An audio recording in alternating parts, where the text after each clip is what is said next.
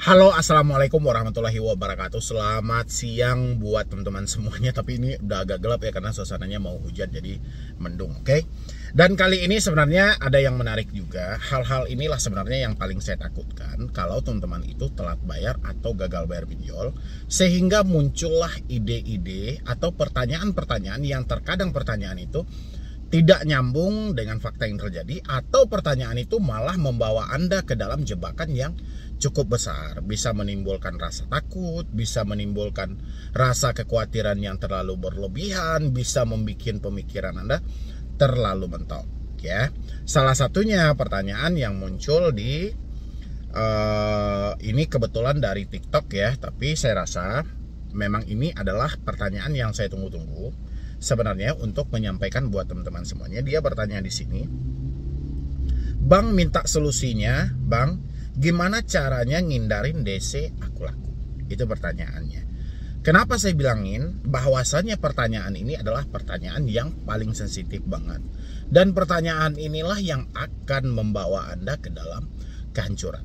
Apa penyebabnya? Ini yang mau saya terangkan, tapi sebelumnya buat teman-teman semuanya yang belum mensupport channel ini, boleh disupport dulu, boleh didukung dulu.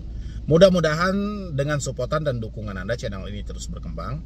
Pastinya channel ini bisa direkomendasikan kepada saudara-saudara kita yang lain yang mana masih berhadapan dengan titik buntu di sebuah pemikiran dia, supaya dia juga menemukan ide-ide bagaimana dia menghilangkan rasa takut dalam dirinya. Itu makanya dibutuhkan supportan dan dukungan dari teman-teman semuanya. Dan yang benar-benar panik, stres banget, mungkin sudah dicoba cerna video saya juga nggak ngerti dan segala macam, Anda boleh bergabung di dalam grup WhatsApp. Tinggal klik tombol gabung yang ada di bawah nama channel. Ya, dengan Anda bergabung di grup WhatsApp, nanti kami bisa memberikan edukasi lebih detail dan lebih jelas lagi, dan kami juga akan membimbing Anda bagaimana supaya Anda bisa keluar dan terlepas dari hutang-hutang yang selalu menghantui Anda di tengah situasi sulitnya ekonomi. Silahkan. Terima kasih yang sudah support dan sudah bergabung juga di grup WhatsApp. Ada hal-hal yang sebenarnya ini hal-hal yang Anda ciptakan sendiri, berpengaruh buat diri Anda sendiri, padahal fakta di tengah gagal bayar tidak seperti ini. Ya, salah satunya yang dipertanyakan oleh salah satu follower saya yang ada di TikTok ya, dan ini juga bermunculan juga sering ada di snack video ya, bahkan di Instagram pun juga banyak sebenarnya ya. Pertanyaan dia tentang pinjol aku laku sebenarnya ya, tapi di sini kita akan cerna lebih jauh lagi supaya kedepannya tidak ada lagi teman-teman yang memunculkan pertanyaan-pertanyaan yang seperti ini, yang mana pertanyaan inilah sebenarnya yang akan menyengsarakan Anda, yang akan membawa Anda ke dalam titik yang mana Anda tidak akan mampu lagi keluar dalam hal itu ya. Ini pertanyaan seperti ini. "Assalamualaikum Bang, maaf Bang jika saya mengganggu waktunya. Oke. Tolong bantu saya Bang, karena saya terus diteror sama aplikasi aku laku dan bahkan mengancam akan menyebarkan semua data saya.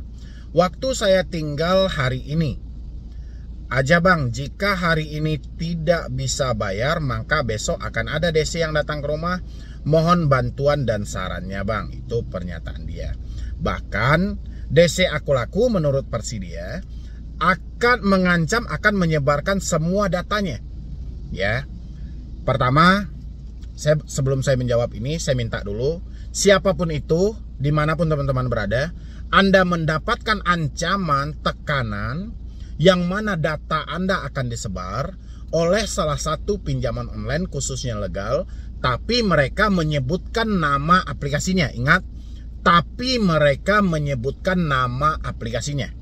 Ya, misalnya, Anda kalau tidak bayar besok pagi, data Anda akan kami sebarkan ke seluruh kontak di handphone Anda dari aplikasi ini. Dia jelaskan di situ, bukan ancaman buta ya. Anda bisa kirim melalui Instagram @medibroni juga boleh, melalui email juga boleh, medibroni091@gmail.com, ataupun nomor yang ada di layar. Kenapa? Seperti yang disampaikan OJK kemarin, kalau memang ada bukti yang valid, OJK akan menindak tegas. Bahkan tak main-main, dia akan hapus sekalian itu pinjolnya. Ya, makanya tidak bisa lagi kita berbicara hanya katanya dan katanya, tapi kita harus melengkapi dengan faktanya. Kalau faktanya ada ancaman tidak menyebutkan nama aplikasi, walaupun di dalam diri teman-teman semuanya tahu itu dilakukan oleh aplikasi ini, karena teman-teman hanya gagal di satu aplikasi itu saja, tapi tidak akan dipercaya oleh OJK karena mereka tidak menyebutkan nama aplikasi. Karena kebanyakan pinjol-pinjol legal sekarang melakukan pengancaman, melakukan penagihan, tidak menyebutkan identitas aplikasinya dari mana. Ya, makanya saya minta, kalau memang ada bukti yang memenuhi hal itu, mereka menyebutkan dengan jelas nama aplikasinya, bisa kirim ke akses yang saya sampaikan tadi. Oke? Kita lanjutkan ini. Waktu saya tinggal hari ini, Bang. Jika hari ini tidak bisa bayar, maka besok akan ada DC datang ke rumah. Mohon bantuan dan sarannya, Bang. Oke. Soal DC datang ke rumah, kalau bisa ini jangan dibesar-besarkan ya. Ya. Justru saya meminta sama teman-teman semuanya dari dulu. Ya, dari dulu sampai detik ini saya berbicara, saya masih meminta kalau bisa Anda bertatap muka dengan debt collectornya. Bukan menghindar, Anda bertatap muka. Kenapa Anda wajib bertatap muka? Pertama, selama ini banyak orang yang telah menyelesaikan pembayaran mereka secara online, transfer melalui virtual account. Yang terjadi adalah mereka malah masuk ke dalam dunia penipuan. Duit telah terkirim, hutang tidak berkurang.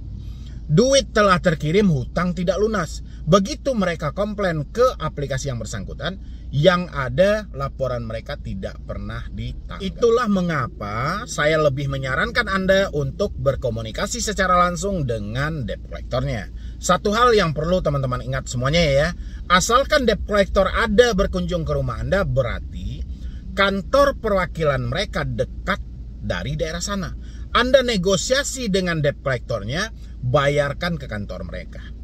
Bukan Anda negosiasi dengan debt collector bayarkan ke mereka, tidak. Kita membatasi supaya kita tidak masuk dalam dunia penipuan. Ini soal uang loh. Kita tidak bisa percaya begitu saja walaupun mereka memang utusan dari sebuah perusahaan itu. Ya, Anda ingat, salah satu penerbitan materai yang ada di Indonesia itu adalah karena kita manusia pertama dan manusia kedua tidak saling percaya. Itu salah satu fungsi adanya materai 6.000, 10.000. Ya, supaya dia lebih mempunyai kekuatan hukum yang jelas. Dan begitu juga dengan Anda yang terjebak pinjol. Ketika Anda menegosiasi dengan debt collector secara tatap muka, jangan titipkan uang sama mereka, tanyakan di mana kantor perwakilan mereka yang benar-benar. Kalau kita ingin melunasi, begitu kita bayar, kita dapat surat pelunasan. Ya, karena capek nggak? Tiba-tiba Anda sudah lunasin, besoknya ada tagihan lagi. Kan banyak kejadian-kejadian yang seperti itu ya.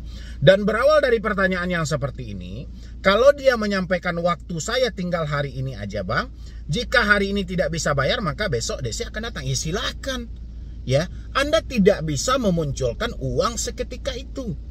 Anda tidak bisa memunculkan uang sekilat itu. Yang perlu Anda perbaiki adalah berhenti untuk menakut-nakuti diri Anda sendiri. Terserah mau DC datang besok hari, terserah mau DC datang hari ini. Si DC itu adalah pesuruh ya dari sebuah perusahaan, bukan uang dia yang Anda pinjam. Karena profesinya menagih, mereka lah yang datang. Soal dapat atau tidak itu bukan urusan mereka lagi. Yang penting mereka diperintahkan untuk menjemput tagihan. Ada atau tidak, mereka tetap juga akan kembali ke perusahaan mereka. Ngapain Anda harus membebankan diri Anda begitu stres, begitu jauh, begitu dalam? Ya. Anda ketakutan hari ini, Anda bilangin esok hari kalau saya tidak ada uang, DC akan datang. Emang dengan Anda ketakutan, terus uang akan muncul seketika itu aja? Enggak. Ya, makanya ketakutan yang Anda alami hari ini itu mubazir kalau menurut saya. Yang harusnya Anda lakukan adalah bukan menakuti diri Anda sendiri, tapi bagaimana Anda melapangkan pemikiran Anda supaya bisa memunculkan ide-ide untuk memenuhi kebutuhan hidup Anda dan menyisakan sedikit dari kebutuhan untuk membayar hutang-hutang yang ada. Ya. Soal DC datang ke rumah ya biarkan. Ya. Habis itu lagi di bawah sini, ini yang saya sampaikan tadi. Bang minta solusinya Bang, bagaimana cara ngindarin DC aku laku. DC nggak perlu Anda hindari, nggak perlu Anda lari, nggak perlu Anda takut. Hadapi saja. Ya, makanya saya selalu sampaikan di beberapa video, kan itu diutamakan buat teman-teman benar-benar menyimak sampai habis. Ya, si DC datang ke rumah nggak ada masalah. Yang penting pertama mereka harus melengkapi beberapa persyaratan yang diminta oleh OJK. Ya, itu tertuang loh dalam aturan. Pertama harus melengkapi identitas atau IDKAR, habis itu surat kuasa penugasan, habis itu lagi sertifikat profesi penagihan. Kalau dia dari leasing, dia harus membawakan surat pidunsiannya atau sertifikat pidunsiannya. Itu yang harus terpenting. Ya, kalau mereka tidak lengkap, kita sebagai debitur berhak untuk menolak karena soal hutang piutang ini adalah privasi. Kita nggak mungkin berbicara atau berbicara dengan mereka yang tidak mendukung dalam kapasitas mereka untuk kita bicarakan soal privasi kita. Ya, itu yang paling pertama. Yang kedua adalah kita berusaha untuk tenang dulu. Kita nggak perlu panik kok ketika menghadapi debt collector. Ya, kita tenang dulu. Begitu kita tenang, mungkin nervous sudah hilang, rasa cemas sudah nggak ada. Kita mampu kok menjelaskan sesuai fakta yang terjadi. Anda ceritakan aja apa faktanya, apa penyebabnya. Sampaikan aja. Soal DC percaya, tidak percaya itu hak mereka. Yang penting Anda sudah menyampaikan yang sejujurnya. Dan habis itu kan kebanyakan si DC tindakan di lapangan itu kan aneh-aneh ya. Ada yang mau tidur di teras rumah, nggak mau pulang-pulang. Laporkan aja ke RT setempat atau keamanan di daerah Anda. Ya, jadi nggak perlu lagi ada kata-kata bagaimana caranya saya menghindari DC ini. Nggak perlu, rasa saya nggak perlu dihindari. Tinggal Anda hadapi aja kok. Ya kan Anda tidak mampu bayar, bukan tidak mau bayar, ngapain harus dihindari? Ya, tidak mampu dengan tidak mau beda loh. Lain hal kalau Anda tidak mau bayar, baru Anda hindari nggak ada masalah. Ya, jadi yang penting buat teman-teman semuanya, bikinlah rumah tempat tinggal Anda itu kalau bisa senyaman mungkin. Jangan setelah Anda terjebak pinjol, Anda merasa orang asing berada di istana Anda sendiri. Ya, merasa tidak nyaman berada di rumah Anda sendiri. Permasalahannya satu kok, rasa takut belum bisa Anda kendalikan. Ya, bukan Anda nggak boleh mempunyai rasa takut, tidak. Tapi ini terlalu berlebihan.